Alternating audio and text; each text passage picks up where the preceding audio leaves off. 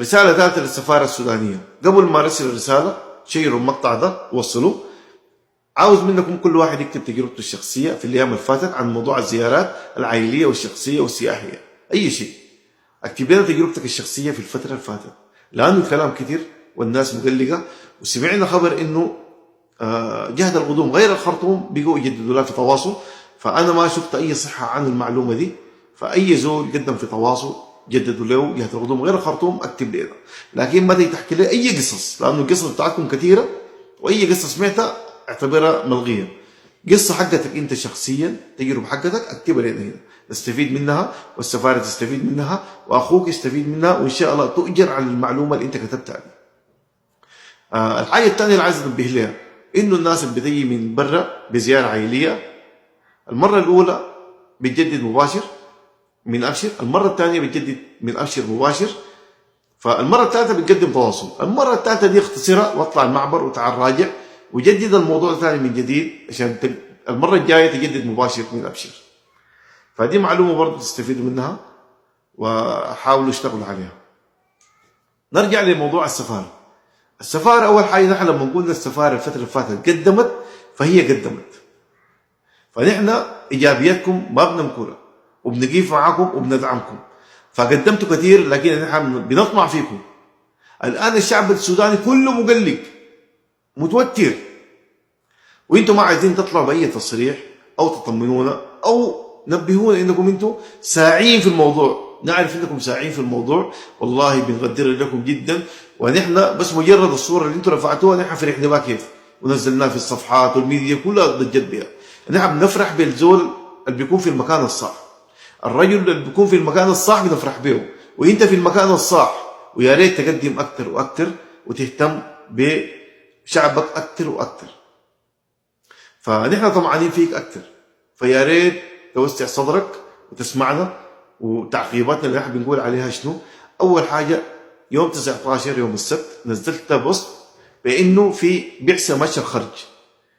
الغلطه الاولى انك انت منزلها يوم 19 نفسه، الغلطه الاولى منزلها يوم 19.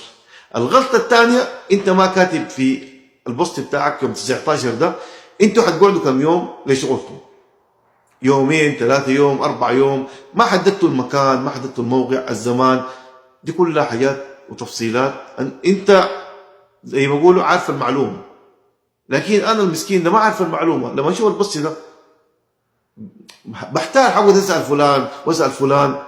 فيا ريت انه المعلومه تكون كامله، وتنشطوا اعلامكم في الصفحه. صفحه الفيسبوك ده نحن بنعتبرها صفحه رسميه، ودائما بيكون فيها. انا عن نفسي ما بعد يوم او يومين لازم ادخل الصفحه واشوف الجديد فيها شنو. فانتوا لما تنزلوا حاجه زي كده تابعوها ونزلوها صح، ويا ريت انه يكون في بوست يوميا. يا اخي صبحوا علينا سيد، والله تصبحوا علينا سيد نفرح منكم. موضوع الزياره ده يا ريت تهتموا به وتنزلوا لنا اي تعقيب فيه. لما تسمعوا اشاعات زي دي انه جهه القدوم وانه ما عارف، وفي ناس قاعده وفي ناس لحد الان مخالفه، فنزلوا لنا اي حاجه عن الموضوع ده، انه الناس ما تنجر ورا الاشاعات، انه اتحركوا. انتوا لما تسالوا جهات رسميه حيدوكم المعلومه الصحيحه. اسالوا، انتوا تعرفوا تصلوا للجهات الرسميه، اسالوا وتعالوا راجعين لنا ادونا المعلومه. وانتوا يعني انا اكثر شيء استغربت منه البوست بتاعكم بتاع الخرج ده فيه 739 مشاهده.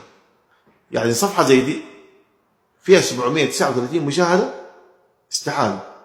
انا الخطاب ده لو كان موضح تاكد تماما كان نزلناه في الصفحات كلها. يعني كل الناس في ناشطين كتار في على تيك توك وفيسبوك بياخذوا الصفحه بتاعتكم الخطابات اللي بتنزلوها دي عن الاجازات، التهنئه، العيد، عن الجوازات، لما تجي جوازات مشهد، اي حاجه نزلتوها انا حبيشيلها وبنزلها في الصفحه هنا، والناس كلها تستفيد من المعلومه وحتوصل اسرع من انكم انتم توصلوها.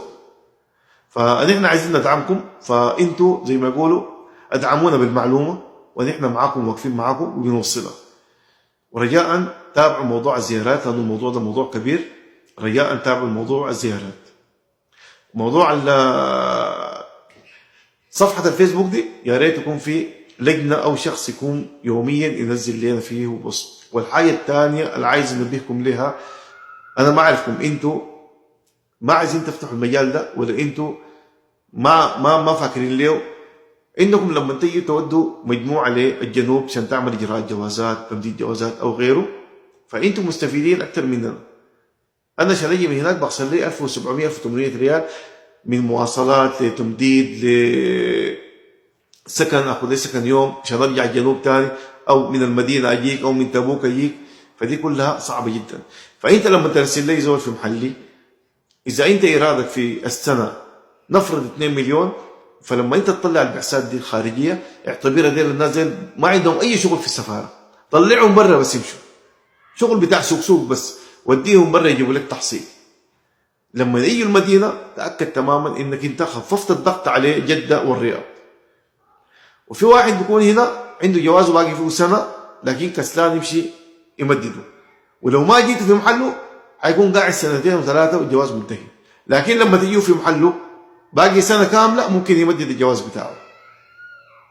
فانا ما عايز الومكم كثير، انتم مضغوطين والشعب السوداني مضغوط اكثر منه، فوقفتكم معانا مطلوبه ودعمنا لكم مطلوب، فنحن معاكم وواقفين معاكم، واي دعم نقدر نقدمه لكم حنقدمه لكم، واي حاجه بتنزلوها في الصفحه حنشيلها وحننزلها في الصفحه هنا ان شاء الله. فانتوا كتروا في خطاباتكم وكتروا من منشوراتكم، ونحن صفحتكم دي قاعدين فيها. انا اول امس نزلتها هنا وقلت ادعموا الصفحه دي، فالفتره الجايه حندعمكم في الصفحه وحنشير لكم الصفحه، والصفحه فيها 43,000 مشترك تقريبا او كده، مفترض يكون فيها اقل شيء 500,000. صفحات صغيره في تيك توك فيها اكثر من 500,000، فصفحه زي دي المفروض يكون فيها اكثر من مليون عادي مش 500,000. فرجاء نشطوا الاعلام عندكم، نشطوا صفحه الفيسبوك، اهتموا بالشعب السوداني، ونحن معاكم وواقفين معاكم ان شاء الله. وده اعتبروه عتاب بس. انا زعلت من موضوع البوست والله، لانه ما كان موضح فيه انه يوم 19 ناس ماشيه الخرج، لكن وين حتقعدوا كم يوم دي كلها ما واضحه. فمنتظرين انكم ترسلوا لنا بعثات للجنوب، للمدينه، لتبوك، لغيره، لانه في ناس كثيره عايزه تجدد جوازاتها، لكن تكلفه انه يجيكم لحد هناك وترجع دي صعبه بالنسبه لي. السلام عليكم.